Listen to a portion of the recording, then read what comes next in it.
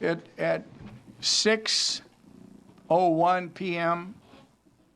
on Tuesday, September 10th, 2019, and we'll open the Planning Commission meeting. Call to order. Commissioner Stevens? Present. Commissioner Barr is absent tonight. Commissioner Smith? Present. Vice Chair St. Martin? Present. Chairman Tinker? Present. Okay, I'm going to read a statement here so that you all understand it. Materials related to an item on this agenda submitted to the Planning Commission after distribution of the agenda packages is available for the public inspection at the city clerk's office. And normally I don't read that, but I want you to understand that anything we have on these agendas is available at the city clerk's office. Any person with a disability that requires accommodations to participate in this meeting should telephone the city clerk's office 48 hours in advance. We're trying to make sure that folks understand we want to increase the attendance of these meetings and understand that even if you have a disability, we will make accommodations for you. Okay? Now, will you stand for the Pledge of Allegiance? Ready? Begin. I pledge allegiance to the flag of the United States of America and to the republic for which it stands, one nation, under God, indivisible, with liberty and justice for all.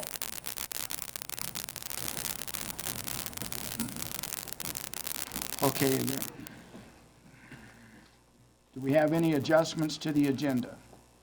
Okay. And I know we have a conflict of interest disclosure.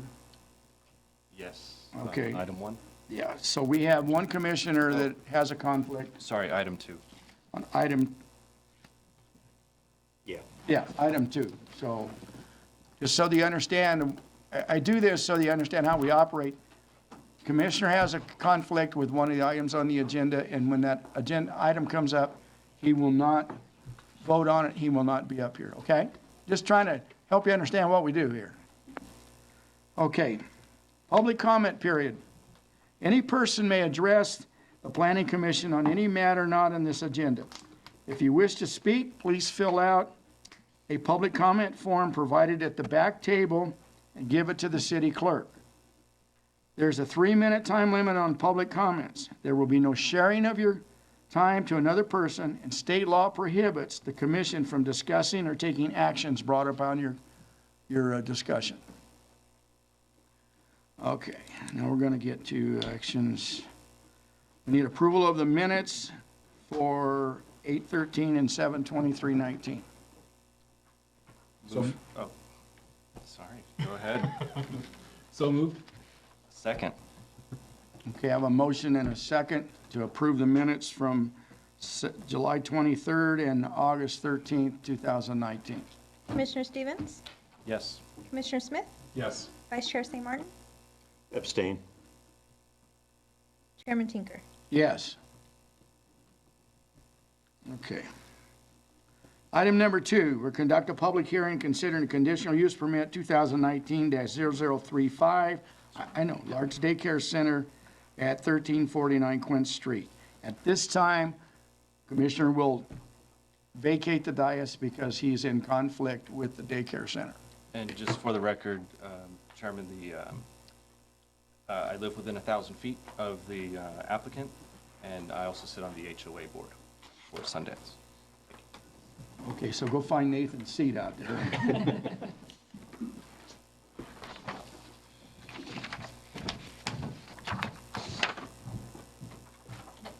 Okay, the recommended actions here is to hold a public hearing and approve a conditional use permit 2019-0035, subject to the proposed conditions and approval. And at this time, I will turn it over to staff. Good evening, Chairman and Commissioners. This is a conditional use permit for a large family daycare serving up to 14 children, and the application was submitted on June 14th of this year. We did place a public notice in the Press Enterprise and notified property owners within 300 feet of the project site.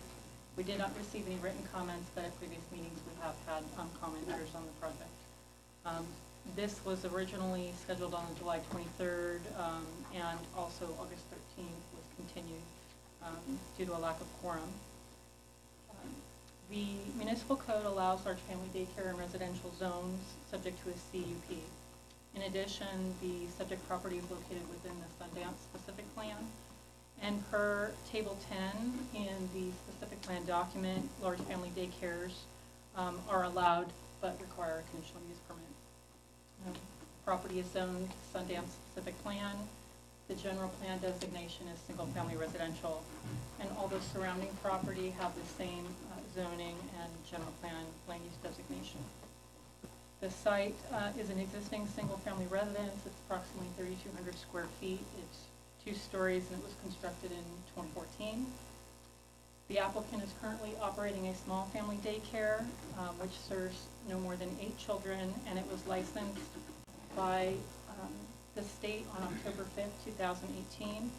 The state's website does not show that there are any citations or complaints to date, nor have staff received any complaints about the operation.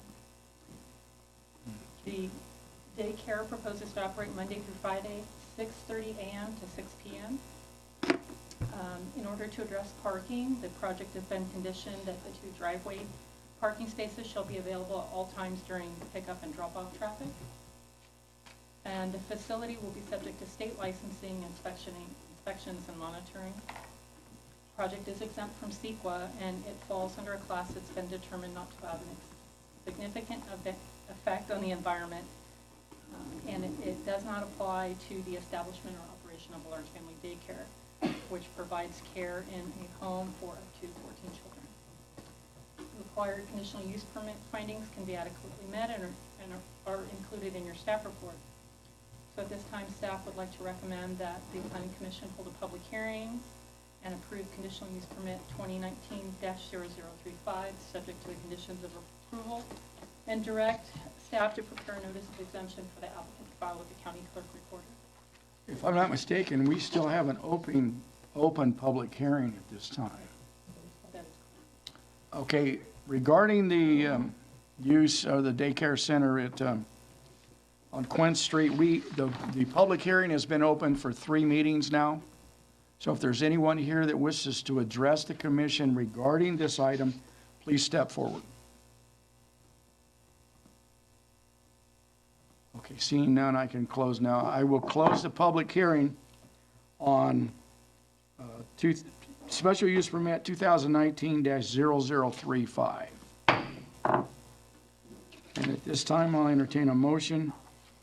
Chairman, could you call the time of the public hearing? Yes, all right, I'm going to use the back clock, so I'm not getting in trouble this time. And it is 6:08. Thank you, sir. I get in trouble using the wrong clock. Okay, at 6:08, we've closed the public hearing, and now we're asking for an approval or a motion. Move to approve. I'll second. Okay, I have a motion and a second to approve conditional use 2019-0035. Commissioner Smith? Yes. Vice Chairman St. Martin? Yes. Chairman Tinker? Yes. Oh,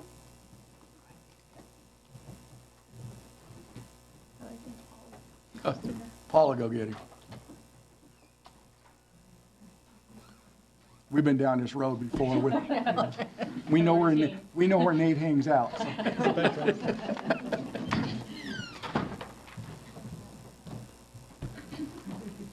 Okay, item number 3, we conduct a public hearing and consider conditional use permit 2019-0039 for a martial arts studio, My Focus Taekwondo, located at 1140 Beaumont Avenue, Suite C, on the Beaumont Overlay Zone. And at this time, I will open for the public hearing at 6:10. Good evening, Chairman, Commissioner, and Commissioners. Well, okay, then I won't open the public hearing. I want to listen to staff first. Sorry. Staff did receive an application for a conditional use permit for a martial arts studio on August 15th of this year. We did place a public notice with the press enterprise and notified property owners within 300 feet of the public hearing, and no comments have been received to date. The municipal code does allow martial arts studios in the Beaumont Avenue overlay zone, subject to a conditional use permit. The property is have a general plan land use designation of the Beaumont overlay zone as well. The surrounding properties have a similar zoning and general plan land use designation. This suite is approximately 1,750 square feet within an existing building that has 4 suites. The adjacent uses include a barber shop and a pest control service. The site is fully improved with parkway sidewalk, curb, gutter, and landscaping. And the subject property functions with property to the south and includes shared parking and access. The proposed use is proposing to operate Monday through Friday, 2:30 p.m. to 8:30 p.m. with approximately 30 classes a week that serve 150 active students of all ages. The programs include variations of Taekwondo, traditional martial arts, Olympic sport, demonstration and performance, self-defense and combatives, and Taekwondo life skills. The staff report did indicate that the use would be closed on Saturdays and Sundays, but may host school events on site. The applicant contacted staff after the conditions and staff report came out and indicated that they would be hosting events for the school. So we did propose a modification to give condition number 7 to delete at an off-site venue so that would allow them to do periodic events for the school on Saturdays and Sundays. The business is currently operating on Oak Valley Parkway at 892, but they've outgrown their space. There's also been concerns with availability of parking for parents and the lack of FiOS or cable internet as indicated in their statement of operations. So this site would be more conducive to allow parents to stay and watch the children as they're performing their martial arts. The use requires a total of 8 parking spaces, and the overall center has 30 spaces, so it has more than adequate parking for the site, and it has 2 access driveways from Beaumont Avenue. The project is exempt from CEQA as a Class 1 existing facility, and CUP findings can be met adequately and are included in the staff report. So at this time, staff would like to recommend that we open a public hearing and recommend approval of conditional use permit 2019-0039 subject to the modified condition, and direct staff to prepare a notice of exemption for the applicant. County Clerk. Can I do it now? Yeah. Okay, just want to make sure. I want to do this right. Okay, so I'm going to open the public hearing on conditional use permit 2019-0039, and that will be at 6:14. So, like I told you, this is your time to shine now. So the public hearing's open for the owner. Please step up and tell us what you're doing. And if you have concerns with staff conditions, now's the time to tell us. Hi, my name is Ben Jomanje, also known as Master Ben at our studio. I'm the current owner and headmaster, head instructor of My Focus Taekwondo. We started our studio around 2014, and we've been here for about 5 years. And I've been teaching in Beaumont for 5. But I've been teaching martial arts since for 20 years total, since I was 15 years old. Right now, our studio is doing really well. So well that we've outgrown our space, and that our studio is very, it's only 1,100 square feet. So a lot of kids are having trouble moving around and doing all the things they need to do. At the same time, parents are forced to stand and wait outside, sometimes during the rain, sometimes during the extreme heat that we've had the past couple weeks, just because there's not enough adequate room in the location. So one of the biggest things that we have too is now that Beaumont is very advanced in education. We know that a lot of kids use tablets and learning devices, and unfortunately, our location only allows us to use DSL, which is very, very slow. It's from back then. So because a lot of kids aren't able to, while they're there, aren't able to do their homework or get things done, so we wanted to make sure that we accommodate not just our students, but also our family too. Also, the parking is, the plaza is amazing. There's a lot of things out there. There's a bar that's always busy. There's 5 other restaurants, and there's other things on Plaza. So because it's such a great plaza, it's always full. And especially on Thursdays and Fridays, we've had parents have to park like off-site to somewhere else just to walk their kids to the location. And there's actually, I didn't mention it on the report, but there's been a couple times where cars who are coming in really fast almost hit students who are crossing the street just to go into the location. When we found this current location at 1140, it is a secluded location where the parents can easily come in, drop off their kids, and then come out. So it's a lot safer for our students. And we've already talked with parents about the best ways to go to the location, only because we know that Beaumont is a two-way back and forth, and it does cause some concern. There's no center divider where they can turn into the plaza, but we've already talked to parents. We planned ways to get into the plaza safely for everyone. But the biggest thing is just being able to grow and spread our martial arts. We are a martial arts school. We teach, self-defense, but the most important thing for us is teaching children life skills, being disciplined, focused, and giving a lot of confidence, which is why a lot of our parents have come here today to help support, only because they know that most of the parents here want us to move out to a bigger location, and this is the best chance to do so. Commissioner, do you have questions?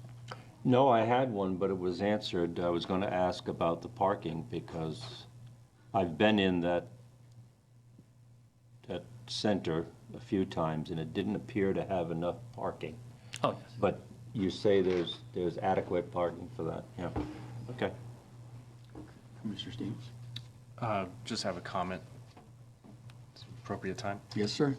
Master Ben, thank you for choosing to relocate and stay in the city. I think it's hopefully you can have some more adult classes. Oh, we do. Okay.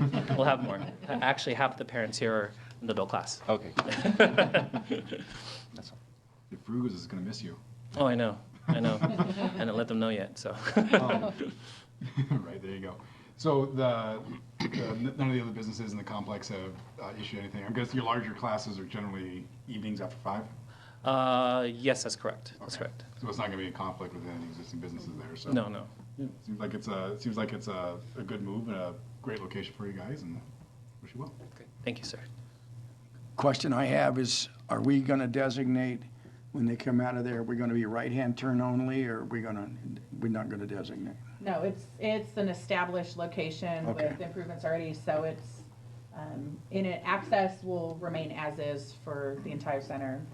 Okay. We're just going into what's existing. And I understand that, if I heard you correctly, that you encourage the students to complete their homework while they're at your facility? If they can. If not, then of course, that they would do it at home. But the goal is for the kids to finish everything early so that they have time to spend with their family and things like that. A lot of kids nowadays, they try to get away with taking their time doing homework. Usually homework that takes 30 minutes takes like 3-4 hours. No. And for those who have kids, they know what I'm talking about. But yeah, so usually when they're there, while I'm teaching, once in a while I'll come by the kids and check them out and say, hey, finish it. Finish before you take class, or finish before you go home. But if they don't finish, if it's too much, then they get sent off to parents, and then it's their job. Well, with the faster internet, there's no excuse. Yeah, definitely. Any other comments, questions? No. So then I can close it. Yes, sir. Okay, I'm trying to make sure I get this right. Okay, thank you very much. Thank you, sir. Before I close the public hearing, is there any other member of your staff or the public that wishes to make a comment? Nope. Okay, no, yep, it's done. Okay, I'm closing the public hearing at 6:20 PM. I think there's someone that wants to speak. No. Oh, okay. Fantastic. Well, I'm not closing the public hearing at 6:20.